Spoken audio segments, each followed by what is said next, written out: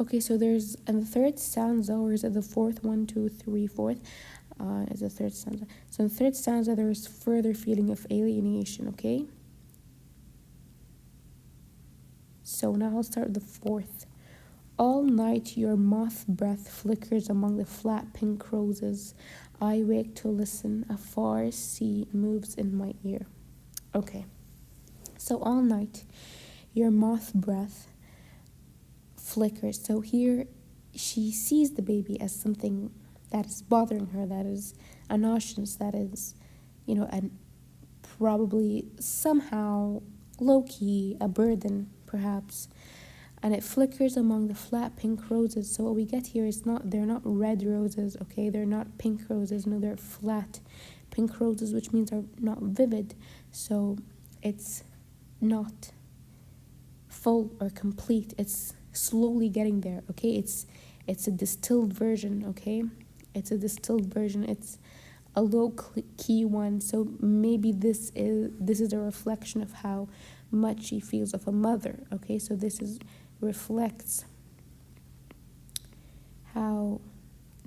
reflects her motherly instincts, okay? Like how much she feels, her depth or her level of motherly instincts in this stanza. So so it may mean that it's slowly coming to life. It's still flat pink and it's supposed to be, let's say, pink. Okay, so I wake to listen. That's good. Why? Because she's starting to become active again. Okay, so I wake to listen. A far sea moves in my ear. Okay, so here it's far. There is still distance. She still feels distanced. She does not feel like a mother yet. She does not feel like this baby is hers. There's still a feeling of alienation. Okay, and what's interesting to note here is that in the first two stanzas, the baby was compared to objects, so a watch and a statue, whereas in the third stanza and the fourth, they're compared to parts of nature, so a cloud and then a sea, which might, give like it's a gradual build-up process, okay? A gradual process that builds up, okay? So let's go to the fifth stanza perhaps, but let's just summarize the fourth stanza. So here she sees the baby as something that probably bothers her in a way, the moth breath, or she how moms see anything, like mothers naturally see things that babies do in a nice way, in a light-hearted way. They take anything that their babies do light-heartedly and nicely. Here she does not. She states it as it is, right? So it's moth breath. She states it, right? So she does not feel like a mother yet for accepting it completely or for saying something nice about the baby. No, she just states it as it is. So yeah, so here there's like a sense of, seeing it for as it is. The second thing in this stanza is that slow build up, still distanced. Okay, let me see something real quick.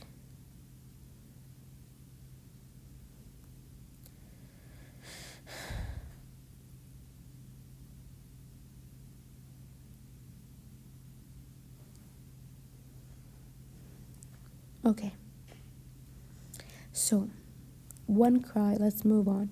One cry and I stumble from bed, cow heavy and floral in my Victorian nightgown. Your mouth opens, clean as a cat's, the window square. Okay, we're gonna stop there, okay? So what she's saying is now there is a change. So one cry and I stumble from bed, cow heavy and floral in my Victorian nightgown. So let's take this. One cry, I stumble from bed. So as soon as the baby cries, she stumbles from bed.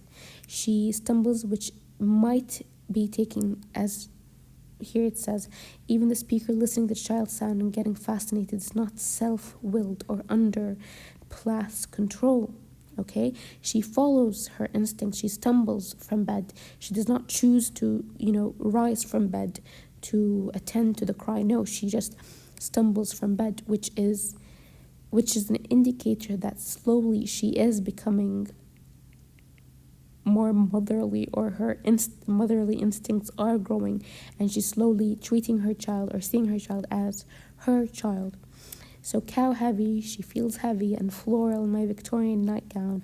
Here it might indicate that, she still has she maintains what she she maintains normal things like her luxuries, quote unquote, which is not necessarily luxuries, but like things that she did before giving birth, before having a child, which a lot of people would consider selfish of mothers, because a lot of people assume that as soon as a mom gives birth, she must forget and give up everything just to attend to this child. And which is wrong to assume that every mother should do whatever she feels is right, as long as she's not harming the child, right? So here maybe she's saying that I'm a bit selfish, even though, but I don't know, that might be it, but I don't think it is very much. But yeah, we can move on. Your mouth opens clean as a cat's. Again, here she's comparing it to something that is alive. So there was a build-up. So it was at first an object, and then a natural thing, and then nature, and then it became a living thing. Okay, so your mouth opens clean as a cat's. By the way, here there is a sense of nearness. Okay, so in this stanza there is a sense of nearness that has not been introduced before. So it's near and closer, and it's involved as it's written here. And there is a sense of mother, or recognition, or that she's doing motherly duties. She stumbles from bed to go to the baby, the crying baby. Now let's move on. The window square whitens, so morning, and swallows its dull stars, morning. And now you try your handful of notes. The clear vowels rise like balloons. So now the baby tries the handful of notes. So as you can tell, the baby and the noises it makes there has been a progression. Let's start with the first stanza. There, at first it was a bald cry. So at first it was bald, and then it became, what was it here? And then, oh nope. And then her breath was moth breath. So and then here she compares it to notes, musical. So notes, which is musical and nice, which is what normally and conventionally a mother would see her child's voice as. So there has been a gradual build-up. It has been a process, even for the way that the mother, or Plath in this case, sees or hears her baby's voice, right? Okay, or how she, acknowledges her baby. Okay, so in the morning, the baby cries or uses her voice. The clear vowels, communication, rise like balloons. So here the baby is trying to talk, right? So before there was a sense of lack of communication here, right? When she compared the baby to a statue and herself to a wall, okay? And suddenly here there is a clear vowels, like there are clear vowels, or the baby is trying to communicate. So that is something. And they rise like balloons, which may indicate that they give Plath emotions like balloons, Okay, so this is the poem. I love it. So here we can tell where Morning Sun comes from, and that morning song comes from where the baby talks when the morning is up. Okay. So the theme of the song, what we can tell the theme of the song is alienation.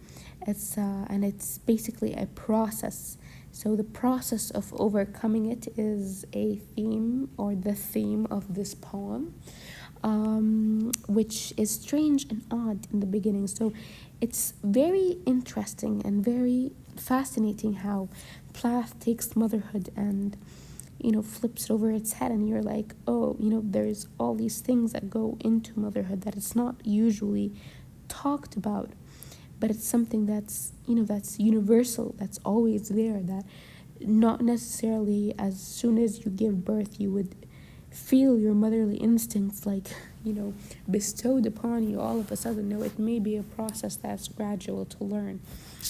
Anyways, I think this is it for now. I loved it. See you later with the next poem. Bye.